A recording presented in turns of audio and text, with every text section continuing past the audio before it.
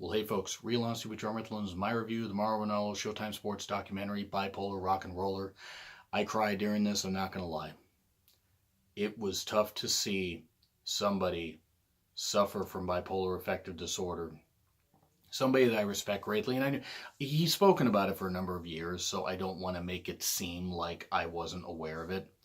But to actually see somebody go through it on camera is truly it's heartbreaking, inspiring to see them get through it, but very, very heartbreaking, very sad, because they're really they're still they're still figuring out ways to deal with it, medical science and stuff like that. There are ways to deal with it, but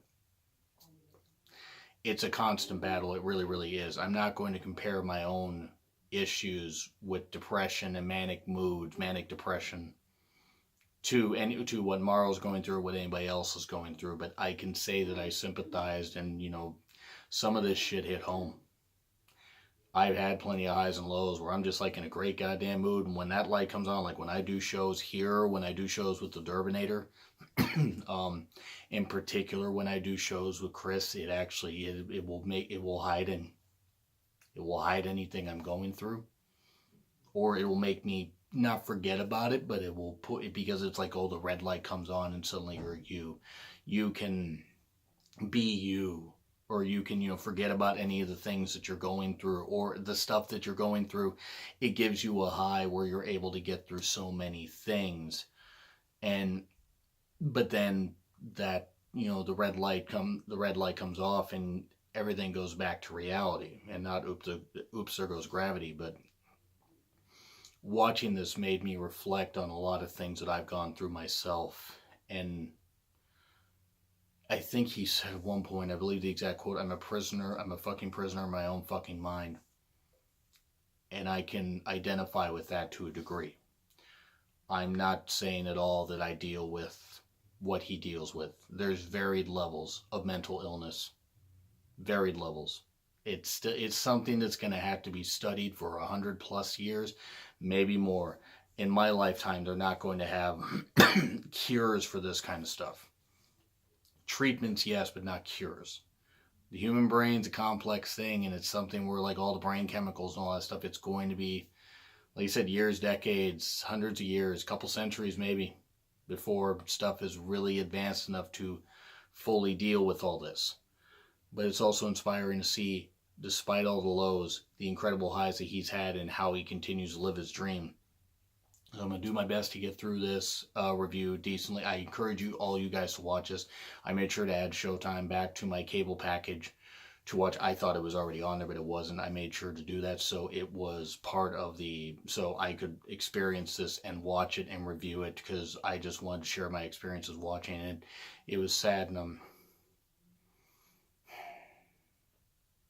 going to get through the review first, and then I'll have a message at the end.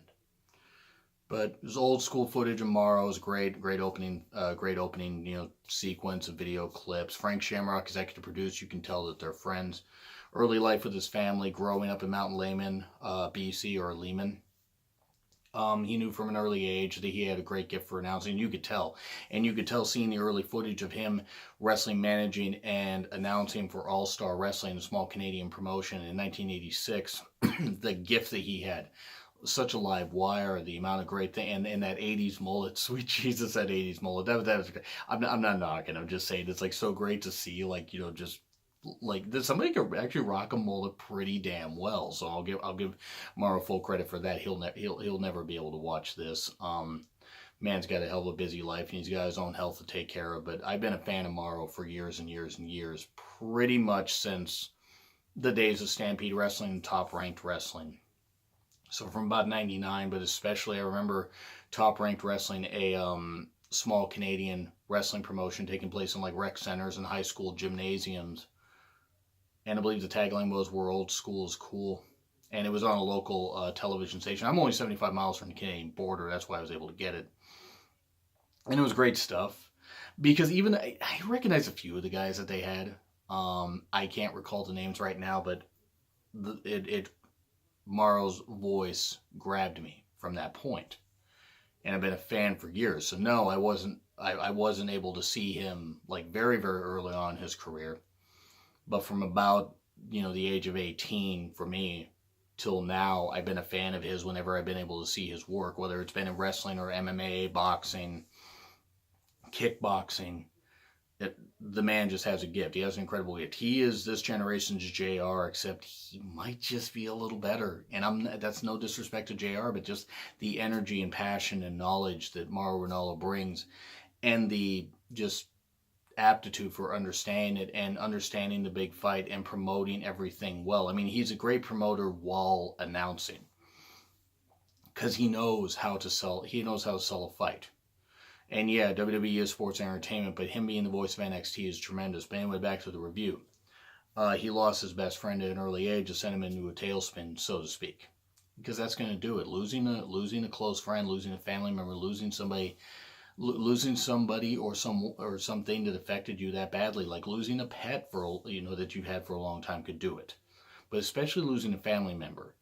And he lost him. I believe the friend just sat down by a tree and just never woke up. He was feeling faint. That can affect somebody. And he was hospitalized 6 times in his 20s. He was eventually diagnosed with bipolar affective disorder. And it's been a long road of treatment and stuff like that, medications that didn't work. And he figured out a way where it worked. And I'll get to that in a bit. It was tough to see Mauro like this, so tough.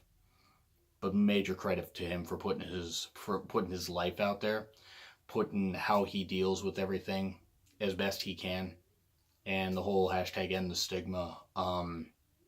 It's amazing. It is truly amazing to see this. He had Heart House footage. Jenny was an ex-girlfriend of his. He had another time in a psych ward. There was a lot of times where it was touching. It was amazing to see that Mauro survived as many times as he did, but the reason he survived is because he is a fighter. I mean, whether he feels he's a fighter or not, but he's got a gift, and he's got a voice, and he's got the ability to power through this stuff. Even if he feels that he can't some days, I know he can. He's proven he can.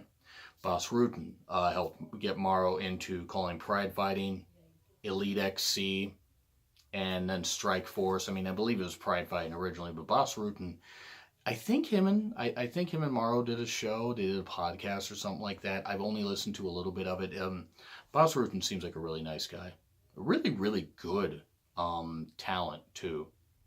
Whether it was in a fight, whether it was in a wrestling ring, or whether it was in a MMA fight. It was Boss Rutan's really talented, and the guy's in incredible shape. The guy could probably still go in a wrestling ring right now. It was they showed great footage of Mauro calling Elite XC. When they bought Strike Force, it sent Mauro into his 8th hospital stay. Meds didn't help. Cannabis did help him. And I admit that I'm anti-drug, but I'm not going to fault anybody. If it helps you, all credit in the world. I'm not going... If nobody's abusing drugs and they're doing it for medicinal purposes because it helps them, great. The only reason I say I'm anti-drug is because I am anti-drug. But I'm trying to be better. I have been so vicious in some of my attacks, not necessarily about cannabis, but for people that abuse drugs, and I'm trying to be, this has helped me be more sympathetic to that. And I'm trying to do that. So I do want to thank Mauro, even though Mauro will not see this. It's not that I don't think he cares. I'm sure he does, but he's got himself to take care of. And the guy's got such a busy life. But music, there were some great moments and clips of him playing music and that kind of stuff on a keyboard. And that was really cool. Music is great therapy. I find great therapy in a lot of music that I listen to. And I can't sing for shit, and I'm not musically talented, but I can do a whole lot of musical references and stuff like that. And that's actually one of the cool things about when I hang out with the Derb, is him and I will just like shout out musical terms if like a wrestling announcer says something. Or we'll just say something if like, like a commercial says something, does something, and just triggers something, goofy reference in the brain. Because pop culture is fun and puns are fun, even if they're only good for little stupid purposes. But hey, it's all part of, having fun and being friends. It's nice to be able to have a friend to share stupid shit with. It really is. He knows he knows his boxing. That's the one thing I will say is Mauro has helped keep boxing interesting. Even as boxing, besides maybe Floyd and a couple other key fights, has sort of fallen onto his ass, there is still an audience for boxing, and he has made boxing must see whenever he calls it. He did have a health setback in 2012. He came back to call Canelo and Canelo Alvarez and Floyd Mayweather in 2013. He has so many wrestling and MMA books. It was really, really nice. His way with words inspires me to try and be better on my own show. I will never be what Mauro Ranallo is, ever. But that's the thing, is you try to compare yourself to somebody else, you're never going to be. Mauro's ability to come up with references and call these matches and do such great things and get these references in, but in a way that where it's flowed and it doesn't feel forced. To me, it doesn't feel forced. It is truly, truly inspiring. He's remarkable. He is remarkable with his preparation and the way he does so many great things. He may not see himself as good, and if he doesn't, that's got to just be the mental illness, because there is no way that anybody cannot hear Mauro Ranallo and think he is damn good.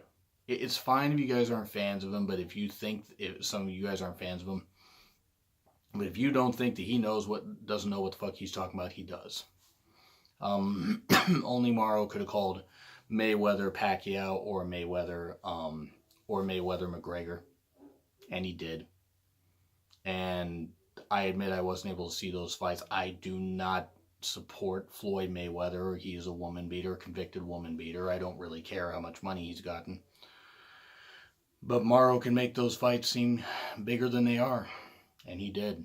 And when I was so thrilled to see him come to WWE, so thrilled, because I was like, this is it. This is where he belongs.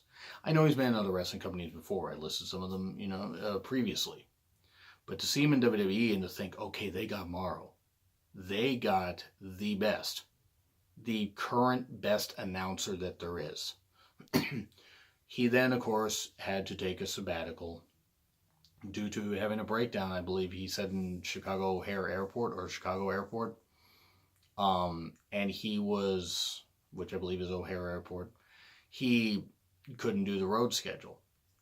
That makes sense. That was a lot of travel that he was doing. Even just calling SmackDown, doing the pay-per-views and kickoffs and stuff like that. It had to have been a toll on him. His health is top priority. But when he was able to come back to NXT, Triple H was able to bring him into NXT, I can't fucking tell you how happy I was. Like, I was like, okay. I thought NXT had sort of fallen onto his ass a little bit. Mauro makes every week of NXT a breeze. Even if the matches are hit and miss, even if maybe some of the storylines don't interest me, he knows his shit. He knows exactly how to call wrestling and how to make storylines big. I mean, his calling of the very recent and current Johnny Gargano Tommaso Ciampa match and matches that they're going to end up having, especially take over Chicago in a couple weeks. He makes Ciampa seem like such a tremendous heel, and I believe Ciampa was even quoted as saying, what he said to Mauro, "You're doing for me what JR did for Stone Cold in the 90s. That's about the most accurate way, actually. I'm not saying that Ciampa's Stone Cold, but the way he's selling it is tremendous, and Ciampa is an extremely hard worker. But Mauro publicly speaking about his battles with bipolar affective disorder in 2016, and he's spoken publicly since and done interviews. I saw a Rich Eisen interview on his official YouTube channel. And it's just great to see that all the issues and all the stuff that Mauro has faced and still faces, and he's still able to keep going. They had some brief clips of Triple H talking. And yeah, it's true. If he can get through it, we all have our own battles that we're going through, but if he can get through it, I can get through it, you can get through it. It's tough, it's never ending, but it can be done. We may not have all the people that we feel we deserve in our support group, but a lot of times we have the right people, or even if it's just one or two people That's enough. But also keep up here, even in with all this stuff going on in your brain. This is where the message comes in, where all this stuff's going on in your brain. As I polish my own head, um, keep pushing forward. Keep working hard. Keep doing what you can, no matter what your job is, no matter what, if your job's like mine, working customer service, if you're working in announcing like Mauro, if you're working in radio, if you're working construction, if you're working at a bank, wherever you're working, where you're doing taxes, it's probably a stressful time for you given tax season just recently ended. Whatever you're doing, keep pushing forward. Get the help you need. There is help out there. People do care, even if it seems like they don't. But ultimately, what Mauro said at the end, or Mauro did say during this, and what he said during the ad, like, the little cheap plug for it, or the little trailer for it, is no, you won't just get over it. Actually listen, and actually listen to the person. And that's fair. Listen to the person. Listen to what they're going through. It is tough. It is hard for people to listen in this day and age, especially with everybody's brains just going all over the place because we have such short attention spans now. We all move on from things pretty quickly. But if we can do that, especially for the close people to us, then it can spread out to the others. They can listen to people that they care about, or that they care about. And maybe if they're going through something, it'll spread and it'll be a positive message and something like that. And I don't know, maybe I'm just talking out of my ass and I'm just thinking everything's gonna be sunshine and rainbows. I'm not necessarily saying that, but if we listen to people that could be going through something, hey, if you're actually going through something, hey, what's actually wrong? Like, listen, that kind of stuff. So yeah, to everybody, and this is where I'm gonna try to not cry like a deer in the Mauro thing. To everybody that has dealt with mental illness, I'm sorry if you guys feel that there's no escape. There is, but don't take illegal escapes. Find a way that makes you hike, and watch wrestling, watch movies, find escapes, do music, do something in some form. Do videos like I do. This is an escape, a therapeutic escape for me. But keep pushing forward.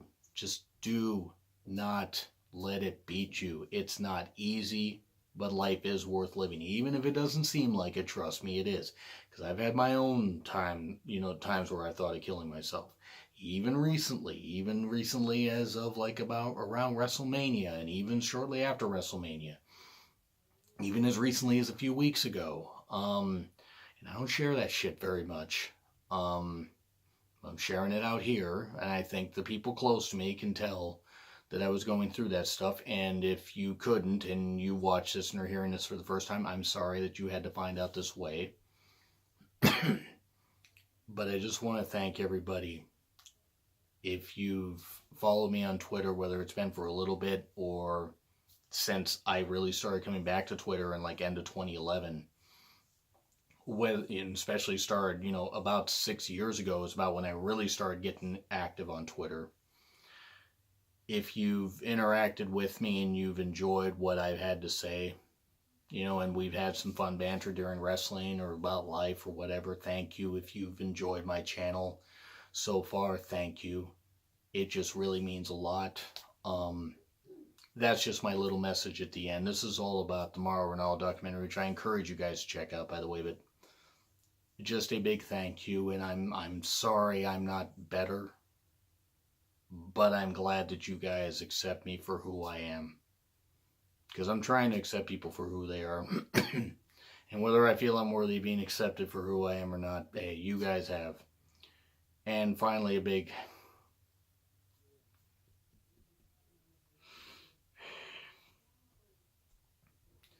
thanks to Chris. He knows who he is. I don't know if he'll see this, but just thank you for being the brother the brother I never had. I have one sibling. I have a sister, and she's cool and everything, but you don't need blood to be family. And just without Chris, I don't know if I'd be doing this.